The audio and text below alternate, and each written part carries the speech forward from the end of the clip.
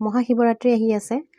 300 বছৰৰ মূৰত এইটো ধুনীয়া যোগ পৰিছে ৰাতিপুৱাৰ পৰা ৰাতিলৈকে যেতিয়ালৈকে সূৰ্য উদয় নহয় তেতিয়ালৈকে আপোনালোকে কন্টিনিউয়াছলি পূজা পাঠ কৰিলে বিৰাট লাভ পাব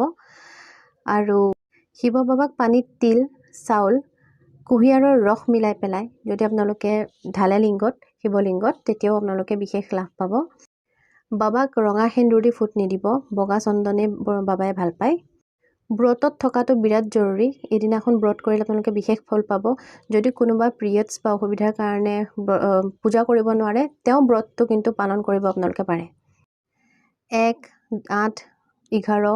তেনেকে চাকি জ্বলাব লাগে যদি মন্দিৰত জ্বলাব নোৱাৰে নিজৰ ঘৰৰ মন্দিৰত জ্বলালেও হ'ব মন্দিৰ যদি যাব নোৱাৰে মন্দিৰত জ্বলালেটো বহুত ভাল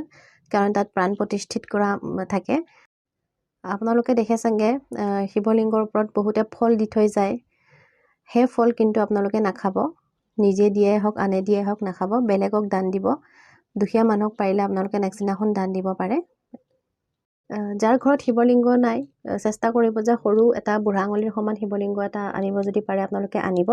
আৰু পঞ্চামৃত দি পেলাই শিৱলিংগটো ধুৱাই পখলাই ফুল বেলপত্ৰ দি পেলাই পূজা অৰ্চনা কৰিব পাৰে ঘিউ চাকি জ্বলাই পেলাই চাকৰি পাবৰ কাৰণে গোটেই ৰাতি জাগৰণ কৰি পূজা পাঠ কৰিলে বিশেষ ফল পাব